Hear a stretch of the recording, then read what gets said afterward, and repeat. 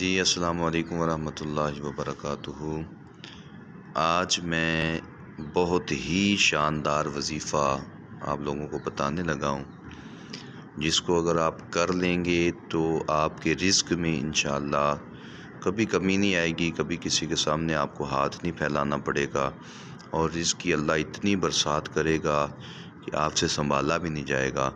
تو جتنے بھی دوست ویڈیو دیکھ رہے ہیں میری اینڈ تک ویڈیو دیکھیے گا، اور چینل کو سبسکرائب بھی کر دیجیے گا، اور حافظ محمد عرفان قادری رضوی آفیشیل جو میرا یہ چینل ہے یوٹیوب کا، اس کو دوستوں کے ساتھ شیئر بھی کیجیے۔ آپ کو اس میں بہت زیادہ مواد ملے گا، ویڈیوز ملیں گی۔ تو آئیے دوستو چلتے ہیں اپنے وظیفے کی طرف۔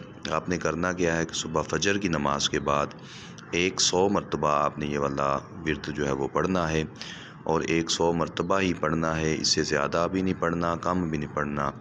تو سبحان اللہ و بحمدہ، سبحان اللہ العظیم و بحمدہ استغفر اللہ۔